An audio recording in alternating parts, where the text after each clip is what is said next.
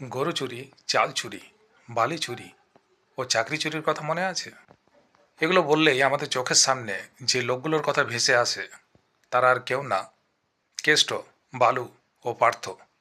এদের আবার একটা বদ অভ্যেস ছিল।